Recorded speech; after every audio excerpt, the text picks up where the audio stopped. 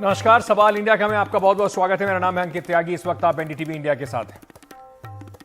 क्या मध्य प्रदेश में कांग्रेस पार्टी जो बीजेपी का, जिसको कहा जाता है कि बीजेपी का जो एक फॉर्मूला है, उस फॉर्मूले में बिल्कुल वैसा ही कुछ खेल करने पे लगी हुई है?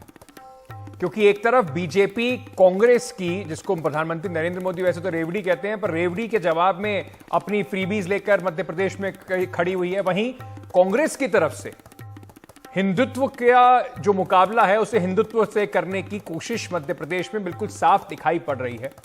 राज्य में दोनों जो प्रमुख दल हैं, भाजपा और कांग्रेस, सियासी शतरंज पर जो सियासी बिछने लगी है चुनाव से पहले, उसमें अपने शह मात के खेल करने शुरू हो गए। आला नेता पूरा जोर लगा रहे हैं। शनिवार को शिवराज सिंह चौहान ने जबलपुर में लाडली बहना योजना का जोर शोर से प्रचार करके उसका उद्घाटन किया। दूसरी तरफ कांग्रेस पार्टी का आज से मेगा चुनाव प्रचार का जो अभियान है वो शुरू हो गया है। इसकी शुरुआत कांग्रेस महासचिव प्रियंका गांधी ने जबलपुर से ही की। सबसे पहले प्रियंका गांधी ने नर्मदा पूजन किया। इसके बाद वो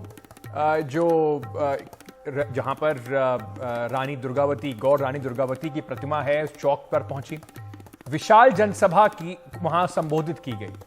इसमें कांग्रेस के जो शीर्ष नेता हैं मध्य प्रदेश के, कमलनाथ, दिग्विजय सिंह, उनके साथ साथ सारी जो पूरी टीम थी मध्य प्रदेश की, वो सब मौजूद थी। इन चुनावों में हिंदुत्व का मुद्दा जो है उसे कैसे जमकर खेला जा रहा है, यह बिल्कुल साफ दिख रहा था। भारतीय जनता पार्टी के हिंदुत्व की काट के लिए कांग्रेस ने सॉफ्ट हिंदुत्व या नरम हिंदुत्व के जरिए वोटर्स को साधने की जो कोशिश है वो बिल्कुल दिखाई पड़ रही है। कर्नाटक चुनाव की तरह वहां बजरंग बली की जो चर्चा है वो कर्नाटक चुनाव के बाद मध्य प्रदेश में भी दिखाई पड़ने लगी है। बजरंग बली की एंट्री जो है वो मध्य प्रदेश में भी हो गई। प्रियंका गांधी की रैली स्थल पर एक बहुत बड़ा बजरंग बली का गदा जो था वो लगाया गया था। मुझे ताज्जुब हुआ ये पढ़ के कि 3 सालों में इन्होंने मात्र 21 सरकारी नौकरी दी है। तो मैंने अपने ऑफिस को फोन किया, मैंने कहा ये गलत होगा, सही नहीं हो सकता, ये आपका रेफरेंस चेक करो, क्योंकि मैं मंच में बोलूंगी तो गलत चीज नहीं बोलनी चाहिए मुझे।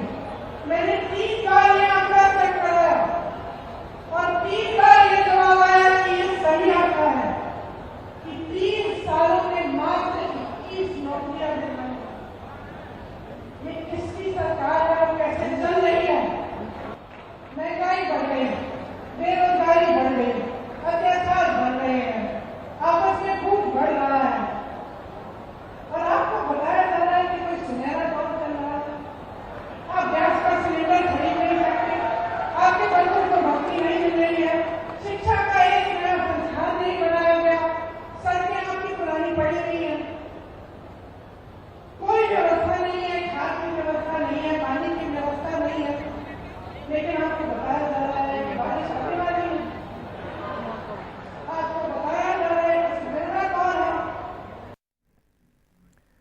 वहीं केंद्रीय मंत्री अनुराग ठाकुर ने प्रियंका गांधी और कांग्रेस पार्टी पर पलटवार करते हुए कहा कि कांग्रेस की सरकार तो आई थी मध्य प्रदेश में, ना तो उन्होंने किसानों की जो कर्ज माफी की बात थी वो पूरा किया और ना ही लोगों को बेरोजगारी का भत्ता दिया। एक और प्रियंका दीदी गई है मध्य प्रदेश, जबलपुर, लेकिन वहीं पे राहुल गांधी जी 2017 में आए। वो वहां पर क्या कहते थे? 2018 में आके वहां पे गारंटी देकर गए थे कि किसानों के कर्जे माफ कर देंगे, बेरोजगारों को बेरोजगारी भत्ता देंगे। कांग्रेस की सरकार भी मध्य प्रदेश में आई, लेकिन ना बेरोजगारी भत्ता मिला और ना ही वहां के किसानों के कर्जे माफ हो पाए। राहुल गांधी जी मुंह दिखाने लायक नहीं रहे तो बहन प्रियंका जी को वहां पर भेज दिया। मेरा प्रियंका गांधी जी और कांग्रेस पार्टी से प्रश्न है कि किसानों के कर्जे क्यों माफ नहीं हुए और आज कौन से झूठे वायदे करने आए? मध्य प्रदेश के चुनाव में भी बजरंग बली की एंट्री हो गई है। हमने देखा है शहर में 2-3 जगहों पर 30 फीट से ज़्यादा बड़ी गदा रखी हुई है और अब साक्षात हनुमान जी ग्वारी घाट में। हनुमान जी ने मेकअप लगाया हुआ है और मास्क पहना है, तो शायद बोल नहीं पाएंगे, बोलने में दिक्कत हो रही है। तो आपके लिए हम पुजारी जी से बात करते हैं। सर, हनुमान जी की एंट्री क्यों चुनाव में? देखिए, धार्मिक आयोजन है तो इसलिए देखिए भगवान का अगर दृश्य हो जाए तो इससे अच्छी और क्या बात हो सकती। अच्छा जी। लेकिन हमने खास तौर पर देखा है कि एक प्रयोग हो रहा है कि आप लोगों से कहा गया है कि हनुमान जी को या गदा को इस तरह से प्रमुखता से रखना नहीं है। नहीं नहीं नहीं, ऐसा कुछ नहीं है। हम लोग स्वयं अपनी मर्जी से आए हैं और ये हनुमान जी के स्वरूप में जो कलाकार हैं वो भी अपनी मर्जी से आए हैं। अच्छा और क्या है, हम लोग तो क्या है, नर्मदा मैया जी के दर्शन हो जाए इसलिए। अच्छा अच्छा, आपका शुभ नाम? अभी तिलकधारी। अभी तिलकधारी जी, हम लोग मेरठ यूपी से आए। अच्छा, अब यूपी से हैं, तो आप भी यूपी से हैं? जी जी। इनका नाम? इनका नाम विजय कुमार। विजय कुमार जी। जी। विजय कुमार जी, आप आशीर्वाद कैसे देंगे? बोल नहीं पाएंगे। चलिए, विजय कुमार जी वेशभूषा में आए हैं, इस तरह जगह जगह पर मेरठ से आए हैं और इनके साथी जो पुजारी हैं वो भी आशीर्वाद दे रहे हैं। इनके लिए ये जो वेशभूषा है इसमें मुश्किल होती है इनको चलना बोलना, लेकिन फिर भी यहाँ पर आए। ग्वारी घाट से अपने सहयोगी रिजवान खान, संजीव चौधरी और राजू के साथ अनुराग द्वारी, एनडीटीवी इंडिया। ये जो पूरा चुनाव से पहले जो बिसात बिछ रही है, इसमें हिंदुत्व वर्सेस सॉफ्ट हिंदुत्व की बात बार बार की जाती है, पर इसको किस तरीके से कोशिश की जा रही है भुनाने की, ये देखना बहुत अहम होगा। और प्रियंका गांधी से पूरे अपने चुनाव अभियान की शुरुआत करा रही है कांग्रेस पार्टी। आपको बता दें, कर्नाटका में करीब 34 रैली, राहुल गांधी ज्यादा रैलीज प्रियंका गांधी ने की थी। हिमाचल में भी उन्होंने बढ़ चढ़ के पूरे कैंपेन में हिस्सा लिया था। तो जैसे जैसे अब ये देखने को मिल रहा है कि प्रियंका गांधी को एक प्रमुख चेहरे के तौर पर कांग्रेस हर राज्य में लेकर जरूर जा रही है। हमारे साथ इस वक्त मेरे सहयोगी अनुराग द्वारी जुड़ रहे हैं, फोन पर हमारे साथ मौजूद हैं। अनुराग, आपने कुछ दिन पहले एक पूरी विस्तृत रिपोर्ट भी की थी कि कैसे बीजेपी के हिंदुत्व की कार्ड के लिए कांग्रेस का हिंदुत्व कार्ड चल रहा है। जरा दर्शकों को एक बार फिर से बता दीजिए कि आज क्या क्या हुआ और कांग्रेस कैसे पूरी ये बिसात बिछा रही है।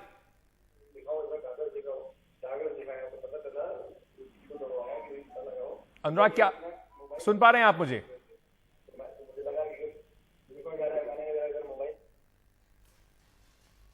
चलिए, कोशिश करेंगे दोबारा अनुराग के पास जाने की और उनसे एक बार फिर से बातचीत करने की। लेकिन इस वक्त हमारे साथ डॉक्टर गुरु प्रकाश पासवान साहब जुड़ रहे हैं, प्रवक्ता हैं भारतीय जनता पार्टी के। संजय सिंह जी जुड़ रहे हैं, वरिष्ठ पत्रकार हैं।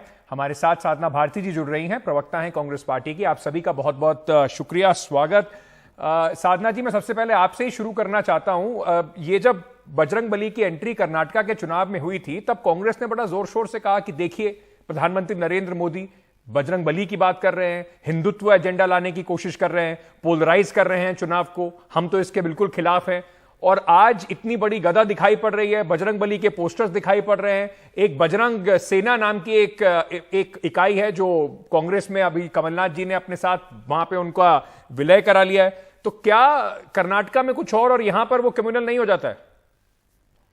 आदरणीय अंकित जी, देखिए, सबसे पहली बात यह कि आज से बजरंग बली नहीं है मध्य प्रदेश में। छिंदवाड़ा में सबसे बड़ी मूर्ति जो बजरंग बली जी की है वो आज से नहीं है, वो पहले से थी। और मुझे लगता है कि बजरंग बली ने तो मुझे लगता है कोपित हो गए थे कर्नाटक में भारतीय जनता पार्टी से, क्योंकि मोदी जी कहकर आए थे कि जनता को आशीर्वाद नहीं मिलेगा अगर मोदी जी को वोट नहीं दिया। तो मोदी जी भगवान नहीं है, लोकतंत्र में जनता भगवान है, ये कर्नाटक की जनता ने दिखाया। और बजरंग बली के साथ साथ मुझे लगता है महाकाल कोपित हो गए मध्य प्रदेश में, तो क्योंकि महाकाल कॉरिडोर पर इतनी बड़ी बड़ी बातें की गई, इतना बड़ा बजट लाया गया, उद्घाटन किया गया लगभग 8 महीने पहले ही। और जब आंधी आई तो उस आंधी तूफान में सप्त ऋषियों की जो मूर्तियां थी उसमें से 6 मूर्तियां ढह गई। इतनी कमजोर मूर्तियां इन्होंने बनाई। दूसरी बात जो लोकतंत्र को लूटतंत्र बनाकर जो सत्ता मध्य प्रदेश में भारतीय जनता पार्टी ने हथियाई है, तो ये बताएं कि किस किन वादों के साथ आए। साधना जी, ये तो अभी चुनाव क्योंकि हैं तो काफी दिनों तक ये बातें चलती रहेंगी। लेकिन मैं फिर से आपसे एक बार जरा संक्षेप में जवाब दीजिएगा जो मैंने आपसे सवाल पूछा था कि जब कर्नाटका में भारतीय जनता पार्टी बजरंग बली के नाम पर चुनाव लड़ने की कोशिश करती है तो वो तो आप कम्युनल ठहरा देते हैं, और मध्य प्रदेश में आप कह रहे हैं कि देखिए बजरंग बली भी हमारे साथ, सबसे बड़ी मूर्ति भी हमारे साथ, क्योंकि शायद फर्क यह है कि मध्य प्रदेश में जो मुस्लिम पॉपुलेशन है वो बहुत कम है, तो आपको उसका शायद खास फर्क नहीं पड़ता। नहीं, देखिए मुझे लगता है इसका जवाब थोड़ा सा मैं संक्षिप्त में देना जरूर कोशिश करूंगी, लेकिन मैं जरूर बोलना चाहती हूँ और जरूरी है ये बात जाना अंकित जी। सबसे पहली बात देखिए, सबको पता है कि बजरंगबली भगवान राम जी के परम भक्त हैं। तो जो आंजनेय है, इन्होंने भगवान राम का भाजपा ने सबसे बड़ा अपमान किया, इसीलिए हमने कहा कि बजरंगबली को ढाल बनाकर मत लिए, क्योंकि इन्होंने कभी भी भगवान राम का सम्मान नहीं किया। तो आज भी उत्तर प्रदेश में संजय निषाद जी को मंत्री बनाकर बैठे, उन्होंने तो माता कौशल्या के सतीत्व पर प्रश्न उठाते हुए कह दिया था भगवान राम जी दशरथ के पुत्र होंगे। लेकिन बड़ा अंतिम बात कहूंगी, कमाल की बात है, इस तरह का अक्सर जब मैंने डिबेट्स करी हैं तो ये वाले जो आर्ग्यूमेंट आते थे वो यूजुअली बीजेपी तरफ से आते थे। गुरु प्रकाश पासवान जी, आप सुन रहे हैं मैडम, आपने अपनी बात कह लिया, किसी और को भी मौका नहीं दीजिए। आपसे मैंने 2 सवाल पूछे, आपने दोनों का जवाब दे दिया, मुझे किसी और गेस्ट के पास भेजाने दीजिए। गुरु प्रकाश पासवान जी, मैडम आप पहले अपना जवाब तो आप मुझे पूरा ठीक से दे नहीं रही हैं, आप सवाल अपना मुझे और बता नहीं, पहले मुझे भी तो पूछने दीजिए एक सवाल। मुझे सीता माता की बेटियां आज सड़क पे बैठी हुई हैं, उनकी सुनवाई नहीं। साधना जी देखिए, मैं आपको ना एक बार फिर से, क्योंकि मुझे लगता था कि एनडीटीवी पर आप आ रही हैं तो ये बात आपको खुद पता होगी, मैं फिर से बता देता हूं, हम लोग एक एक तू मैं वाली डिबेट करते नहीं है, एक के ऊपर एक बोलते नहीं है। मैंने सवाल पूछा, आपने अपनी बात कही, अब मुझे मौका दीजिए अपने और दूसरे गेस्ट को लेकर आने का। डॉक्टर गुरु प्रकाश पासवान, क्या ये जो वहां पर नरोत्तम मिश्रा जी का एक हिंदुत्व का एजेंडा कहा जाता था कि बड़े चेहरा बन के वो आ जाते हैं, देश में कुछ भी हो जाए, चाहे कहीं कर भी किसी फिल्म में गाना हो, रंग हो, उनको बड़ी धर्म की याद आती है, उसको काटने के लिए कमलनाथ जी देख लीजिए ले आए प्रियंका गांधी को और हनुमान जी की सबसे बड़ी मूर्ति से शुरुआत कर रहे हैं, कह रहे हैं कि आपके पास जो हिंदुत्व है हमारे पास उससे बड़ा हिंदुत्व है। अंकित जी, आपको पैनल में उपस्थित सभी साथियों को हमारा नमस्कार। देखिए, निश्चित रूप से पहले भी अंकित जी आपने देखा है और हमने भी देखा है कि जब जब चुनाव आता है तब तक कुछ लोगों के जनेऊ निकल आते हैं, तब तक कुछ लोगों के मंदिर का प्रवास शुरू हो जाता है, तब तब हनुमान जी की बात शुरू हो जाती है, राम जी की बात शुरू हो जाती है। इससे बड़ा हास्यास्पद कुछ हो नहीं सकता है। मुझे लगता है कि कांग्रेस पार्टी का जो डीएनए है उसके इतने सारे तथ्य ऑलरेडी सार्वजनिक मंचों पे हैं, मुझे लगता है कुछ बोलने की आवश्यकता है नहीं। या वो सोमनाथ मंदिर के जीर्णोद्धार की बात हो या 2007 में मनमोहन सिंह की बात हो कि देश के संसाधनों पे पहला मुसलमानों का है, तो मुझे लगता है कांग्रेस पार्टी का जो डीएनए है और हिंदुत्व, हमें बोला जा रहा है कि हम राम के भक्त नहीं है, मुझे सुनकर के हंसी आती है। हजारों वर्षों से जो राम मंदिर नहीं बना था अब बन करके देश के सामने आ रहा है, तो हमारे ऊपर यह आरोप लगाते हैं कि भाई राम मंदिर नहीं बना और राम के भक्त हम नहीं, तो मुझे सुनकर के हंसी आती है। लेकिन एक बात हमें समझने की आवश्यकता है, कहीं ना कहीं ये बात अब स्वीकार्यता में आ गई है जनमानस में कि ये देश 1947 में स्वतंत्र तो जरूर हुआ था, लेकिन हम एक 5000 पुरानी सभ्यता है, हम एक सिविलाइजेशन है और उस सिविलाइजेशन के आधार पर बातचीत तो बिल्कुल होनी चाहिए। और जब प्रधानमंत्री मोदी जी कहते हैं, जब उन्होंने सार्वजनिक मंचों पे कहा है सबका साथ, सबका विकास, सबका विश्वास और सबका प्रयास, तो बिना किसी प्रकार के जाति के भेदभाव के, धर्म के भेदभाव, हम सबके हितों की बात करते हैं। और जबलपुर में थी आज, जबलपुर में कांग्रेस की वरिष्ठ नेत्री आज उपस्थित थी और रानी दुर्गावती जी की बात हुई थी। तो भारत के इतिहास में पहली बार संविधान के सर्वोच्च स्थान पे आदिवासी की बेटी बैठी थी, तो विरोध किसने किया था, यह भी बात। गुरु प्रकाश पासवान जी, आप सबके साथ की बात कर रहे हैं, ऐसे फिर दूसरे एग्जाम्पल भारतीय जनता पार्टी शासित राज्यों में मिल जाएंगे जहां पर लोग इन्हीं चीजों पर सवाल उठा रहे हैं। उत्तराखंड के अगर मैं बात करूं, वहां पर भी बहुत सारी चीजों पर सवाल उठ रहे हैं। लेकिन मैं आपसे बात पूछना चाहता हूं, मध्य प्रदेश में, कर्नाटका में देखा गया कि कितना कोशिश की गई बजरंगबली के नाम को कहीं ना कहीं, अब चाहे उसको आप अच्छे से लें या बुरा माने, इस पर भुनाने की। हर रैली की शुरुआत जय बजरंगबली से कोशिश की गई करने की, उसके बाद बजरंगबली के नाम पर बहुत ज्यादा बड़ी कैंपेन चलाई गई, वहां पर आशीर्वाद नहीं मिला। तो इस बार डर तो नहीं है ये रेवड़ी प्लस हिंदुत्व मिलकर कांग्रेस का कहीं ना कहीं वहां पर उठा दे कांग्रेस को और बीजेपी का बंटाधार कर दे? नहीं, देखिए अंकित जी, ऐसा है कि हम अटल बिहारी वाजपेयी जी की पार्टी के लोग हैं, हमारे अंदर कोई अहंकार नहीं है। हम लोगों ने 2 पार्टी से शुरुआत की थी, हमने तो दिन देखा जब हम कहीं भी सत्ता में नहीं थे। कर्नाटक में निश्चित रूप से हमने स्वीकार किया, पूरी विनम्रता से स्वीकार किया है। और भी बहुत सारे मुद्दे थे, इंफ्रास्ट्रक्चर, इन्वेस्टमेंट, एंटरप्रेन्योरशिप, इनोवेशन, हम सब मुद्दों पे बातचीत करने गए थे। लेकिन कर्नाटक में जो हुआ उसमें हम आत्ममंथन कर रहे हैं। लेकिन कहीं से भी ये देखने की आवश्यकता नहीं है, कई बार कोई पॉलिटिकल एक्सपेरिमेंट कहीं होता है, उसके डिविडेंड आते हैं, कई बार उसके डिविडेंड नहीं आते हैं, ये मंथन करने का विषय। लेकिन मध्य प्रदेश में जो विषय आ रहा है उसमें सर्वांगीण मुद्दों पर, हर मुद्दों पर बातचीत कैसे हो, हर वर्गों का सम्मान, प्रतिनिधित्व सुनिश्चित कैसे किया जाए, हम उसका प्रयास करेंगे। संजय सिंह जी, बड़ी कमाल की बात होती है कि कैसे राजनीतिक पार्टियों को अपनी पोजीशन बदलना इतना आसान हो जाता है, और वो स्टेट टू स्टेट, बाउंड्री चाहे आसपास हो या ना हो, स्टेट टू स्टेट बड़ा डिफर करता है। जैसे कि रेवड़ियों की ही अगर मैं बात करूं तो प्रधानमंत्री नरेंद्र मोदी उसे फ्री की रेवड़ी कहते हैं। शिवराज सिंह चौहान ने वहां पर पूरा अपने जो खजाना है वो खोल रखा है, चाहे लाडली बहना हो, जिसको वो कर्नाटक में कहते हैं कि खजाना लुट रहा है, वहां पे मध्य प्रदेश में वो ठीक हो जाता है। कांग्रेस जिसको कम्युनल कहती है कर्नाटका में, मध्य प्रदेश में वो उनके लिए बिल्कुल ठीक हो जाता है। तो इस बार हिंदुत्व वर्सेस हिंदुत्व और रेवड़ी वर्सेस रेवड़ी की लड़ाई है मध्य प्रदेश में। क्या अंकित, आपने दो विषय कहे, एक तो हिंदुत्व का विषय। ये आप 2014 में मोदी सरकार आने के बाद और जिस तरह से बीजेपी की जीत हुई थी, उसके बाद कांग्रेस में एक आत्ममंथन हुआ था जिसकी रिपोर्ट बहुत समय तक पब्लिक नहीं हुई थी। वो ए.के. एंटनी की रिपोर्ट थी, इसमें यह कहा गया कि ये लार्जर परसेप्शन ये है कि मुस्लिम्स की पार्टी है। कुछ समय तक उस पर काम नहीं हुआ, धीरे धीरे उस पर काम होना शुरू हुआ। तो ये जो सॉफ्ट हिंदुत्व वाला पुट आप देख रहे हैं, इस पे एक्सपेरिमेंट वो अभी चल रहा है, एक्सपेरिमेंट इन प्रोसेस है। मैं दाद देता हूं, एक चीज और खूबी है कांग्रेस पार्टी की कि हनुमान की का जो वेशभूषा, मतलब वो बना करके जो भी मेकअप करके वो आर्टिस्ट खड़े हैं, हम कहीं मेरठ से आए हैं, यूपी से, जहां कांग्रेस का वजूद आप जानते हैं कि किस तरह का कांग्रेस का प्रेजेंस है। तो कुछ खूबियां है इस पार्टी में जो आपको किसी तरह का कोई इंटरेस्ट को अलाइव रखती है।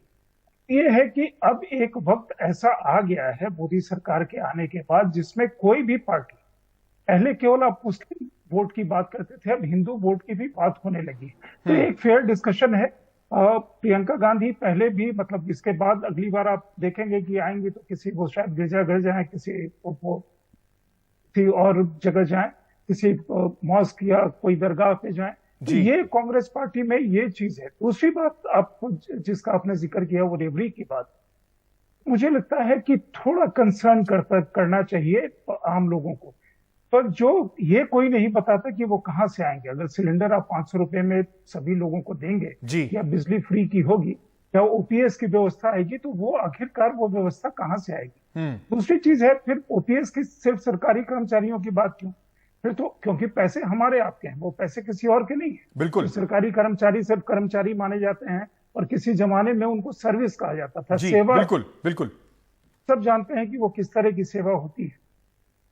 मैं वापस संजय जी आपके पास आता हूं, पर साधना जी, ये बार बार जो ये बात उठ रही है कि मध्य प्रदेश में पिछली बार जो कांग्रेस का हश्र हुआ, इस बार कांग्रेस पार्टी ने जो फॉर्मूला है उसको कर्नाटका के फॉर्मूले में हिंदुत्व का इंजेक्शन लगा दिया है। मतलब हनुमान जी का नाम भी लेंगे, साथ साथ 100 यूनिट बिजली भी फ्री देंगे, और वही फॉर्मूला जो कर्नाटक में था कि महिलाओं को भी पैसे और इसको भी पैसे, उसी के दम पर कांग्रेस को अपना बीजेपी की काट मिल गई है, वही आप दोहराना चाहते हैं।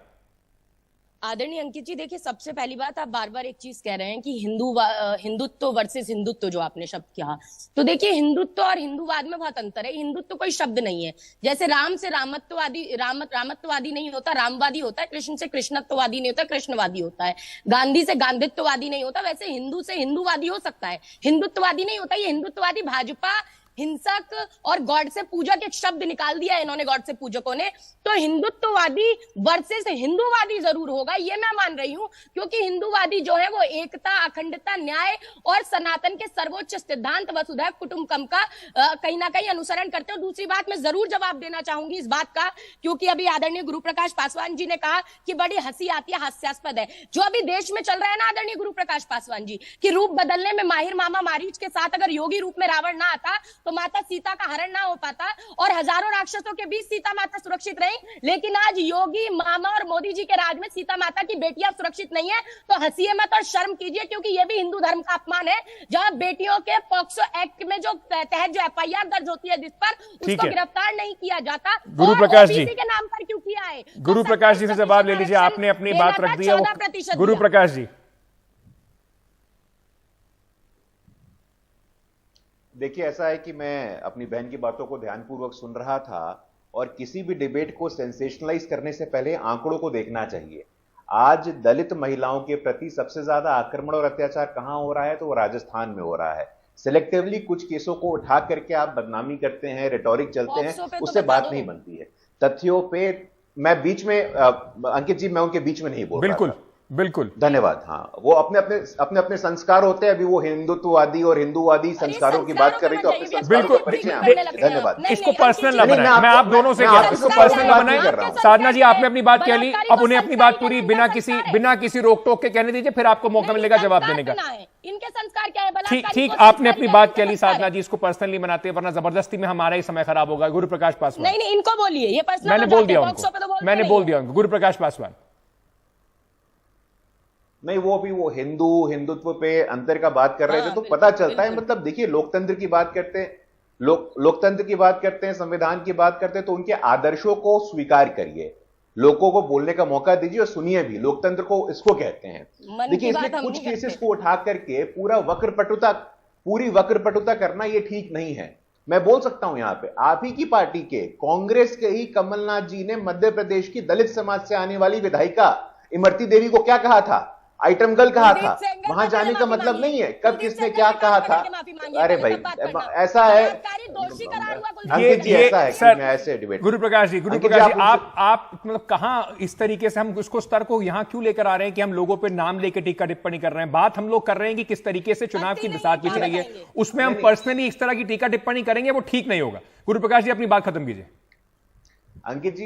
अंकित जी, मुझे लगातार हस्तक्षेप कर रही हैं, उसका भी जरा ध्यान मैंने उनको बोल दिया, वो नहीं बोलेंगे। आप अपनी बात खत्म कीजिए। धन्यवाद। हाँ, धन्यवाद। इसलिए बात मुद्दों की हो, आप मुद्दे पे बात नहीं करना चाहते। जहां आपको जो सूट करता है, चुनाव के पहले जनेऊ निकाल लेते हैं, चुनाव के पहले मैं कश्मीरी पंडित हूं, चुनाव के पहले मैं मंदिर जाता हूं। देखिए, इससे बात नहीं बनने वाली है। आप वही लोग हैं जिन्होंने राम के अस्तित्व पे प्रश्न चिन्ह खड़ा किया था 2007 में। पर गुरु प्रकाश जी, मुझे आपसे एक जवाब, मुझे भी एक सवाल मैं साथ में जोड़ना चाहता हूं, उसका जवाब जरूर दीजिएगा। प्रधानमंत्री नरेंद्र मोदी ने बार बार यह बात कही, बाकी पार्टियों को यह बात कही कि ये फ्री की रेवड़ी है, चाहे कोई उसमें बिजली फ्री दे रहा हो या ये ओपीएस की बात हो। उन्होंने कहा कि अभी थोड़े दिन पहले कहा कि इससे बंटा धार हो जाएगा।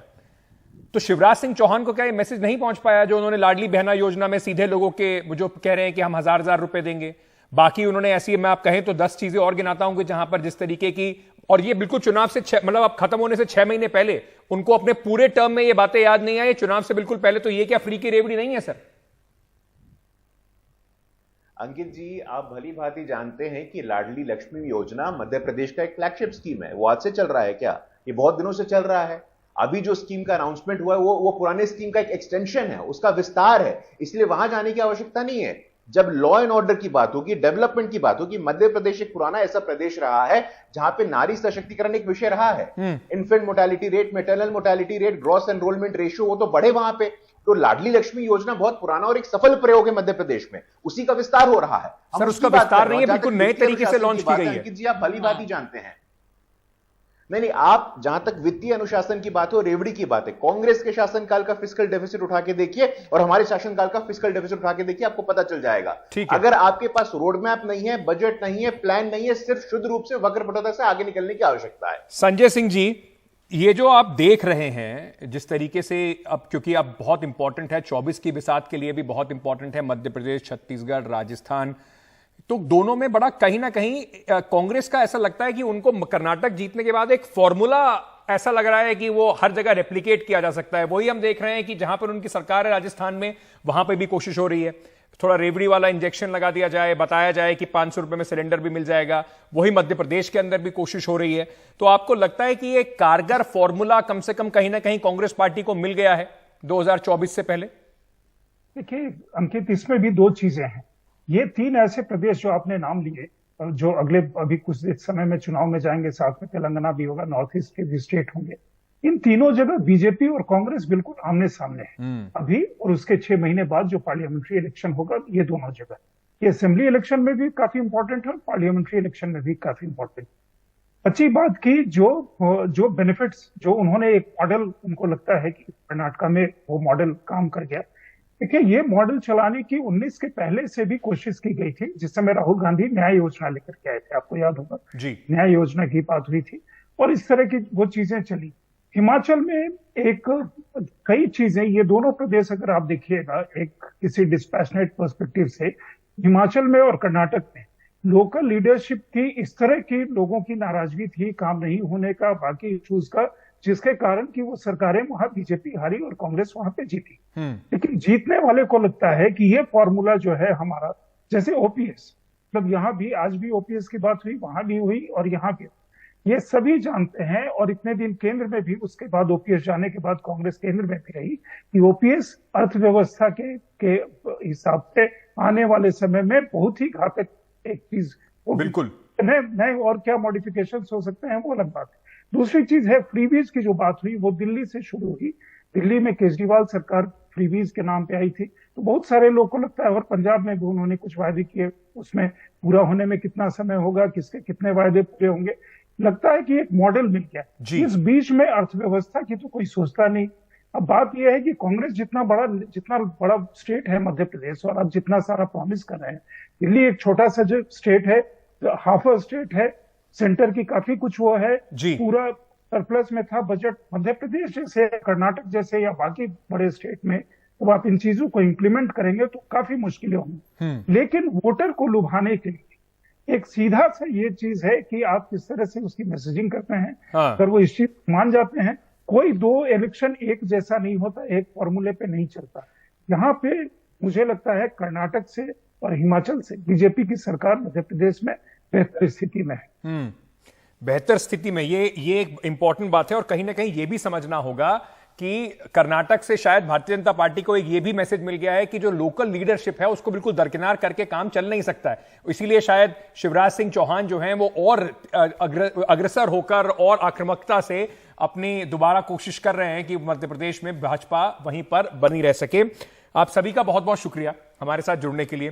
रोचक रखा आपने इस पूरी डिबेट को, बहुत बहुत धन्यवाद आप सभी का। लेकिन ये बड़ी लाइन ये जो है ना पॉलिटिक्स में, कि किस तरीके से लुभाना, लोगों के बेहतरी के लिए काम करना, और सिर्फ ये कह देना कि इतने सारे वादे कर देंगे और ऐसा कर देंगे और वैसा कर देंगे, लुभावने सपने दिखाना सिर्फ वोटरों को लुभाने के लिए, इसमें बड़ी एक छोटी सी लाइन है। और वोटर्स को इसका जो फर्क है वो जरूर देखना होगा।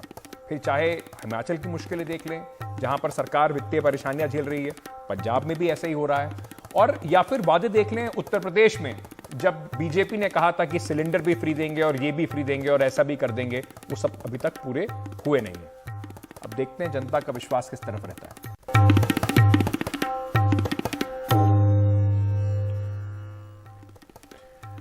चक्रवाती तूफान बिपरजॉय के खतरनाक जो रूप है वो अब ले लिया है। तूफान के रास्ता बदलने से गुजरात में खतरा और बढ़ गया है।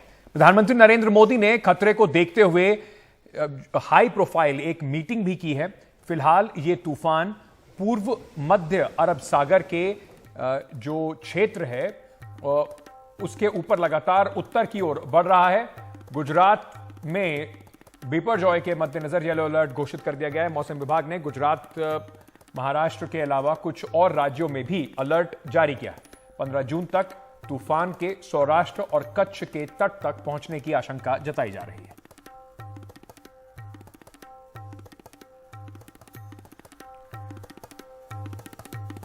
तो अगर आप इन राज्यों में हैं तो थोड़ा ध्यान रखिए, जो सरकार की तरफ से, प्रशासन की तरफ से नियम कानून निर्देश दिए जा रहे हैं उनका पूरी तरह से पालन कीजिए।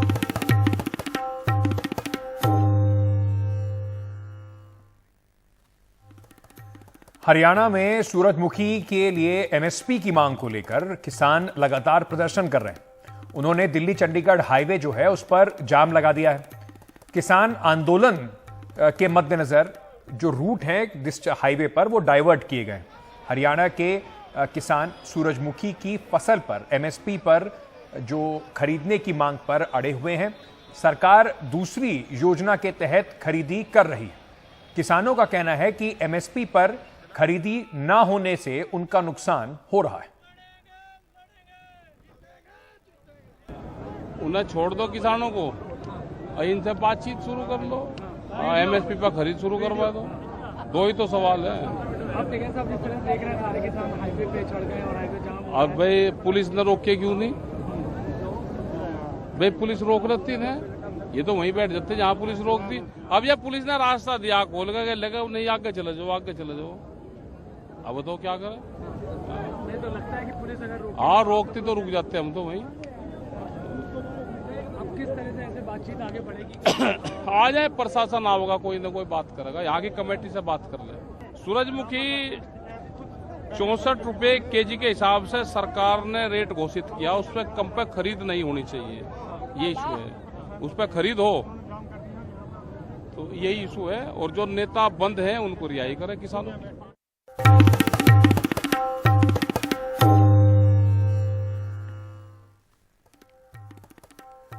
चलिए इस वक्त की आपको एक बड़ी खबर बता देते हैं। ब्रेकिंग न्यूज जो आ रही है, डेटा लीक के आरोपों पर सरकार का जवाब आया है। कोविन पोर्टल के पर जो बात उठी थी और सरकार ने उससे सवाल पूछे गए थे, उस पर सरकार कह रही है कोविन पोर्टल पूरी तरह सुरक्षित है। टेलीग्राम जो डेटा है वो पहले का है, कोविन से कोई डेटा लीक नहीं हुआ है, ऐसा सरकार की सफाई में अब सामने आया है। हमारे सहयोगी अखिलेश इस वक्त हमारे साथ जुड़ रहे हैं। अखिलेश शर्मा से समझने की कोशिश करते हैं। अखिलेश जी, ये जो क्या सरकार से सवाल उठे थे, आज सुबह से ही ये खबर चल रही है कि किस तरीके से डेटा लीक हुआ है और इसको लेकर काफी सारे लोगों ने रिएक्ट भी किया है, और सरकार इस पर क्या अपनी सफाई दे रही है? देखिए अंकित, कई मीडिया रिपोर्ट्स में ऐसा दावा किया गया है कि जो कोविन का डेटा है वो लीक कर दिया गया, और इसके समर्थन में, इस दावे के समर्थन में कुछ स्क्रीनशॉट्स भी शेयर किए गए, जिसकी टेलीग्राम जो एक एप्लीकेशन है उस पर इस तरह का डेटा दिखाया गया कि जिसमें कि कोविन का डेटा है। लेकिन सरकार की ओर से अभी स्पष्टीकरण दिया गया है। जो मंत्री हैं राजीव चंद्रशेखर, उनका बयान भी आया है। इसके साथ साथ सरकार ने बाकायदा एक रिलीज जारी की है, उसमें उन्होंने कहा कि ये दावों जो दावे किए जा रहे हैं इनमें कोई सच्चाई नहीं है, क्योंकि जो टेलीग्राम का डेटा है ये बताया गया कि इसकी जांच करने के लिए कंप्यूटर इमरजेंसी रिस्पांस टीम जो होती है सर्टिन, उसको दे दिया गया था ये मामला। और जो प्रारंभिक रिपोर्ट उसकी आई है सर्टिन की, उसमें ये कहा गया है कि ये जो टेलीग्राम का डेटा है ये कोविन डेटाबेस पर इसकी एक्सेस नहीं है, बल्कि ये बैकएंड डेटाबेस है जो कि पुराना डेटा है, और इससे ताजा डेटा से इसका कोई संबंध नहीं है। इसके समर्थन में सरकार ने अपनी ओर से कुछ बातें भी कही। उन्होंने कहा कि जो कोविन ऐप है उसमें आप जो है वो एक डैशबोर्ड होता है, उसमें सिर्फ ऑथोराइज्ड यूजर ही उसको इस्तेमाल कर सकता है, और एपीआई बेस्ड एक्सेस जो होती है उसमें उसकी परमिशन जो है वो नहीं होती है, केवल बेनिफिशियरी के ओटीपी के जरिए ही आप एक्सेस कर सकते हैं। और टेलीग्राम का जो बॉट है, जो रोबोट जिसमें किया गया है कि डेटा एक्सेस करने की बात की गई, उसमें कोई भी डेटा जो है वो बेनिफिशियरी का नहीं है, और जो ईयर ऑफ बर्थ है केवल वही कैप्चर किया जाता है। तो इस तरह की तमाम तकनीकी बातें कहकर सरकार ने स्पष्ट किया है कि किसी भी तरह का कोई डेटा ब्रीच नहीं हुआ है। अखिलेश जी, बहुत बहुत शुक्रिया हमारे साथ जुड़ने के लिए। सरकार अपना पक्ष रखते हुए कहते हुए कि डेटा में किसी तरह की भी कोई गड़बड़ी नहीं हुई है, किसी के पास वो डेटा लीक नहीं हुआ है।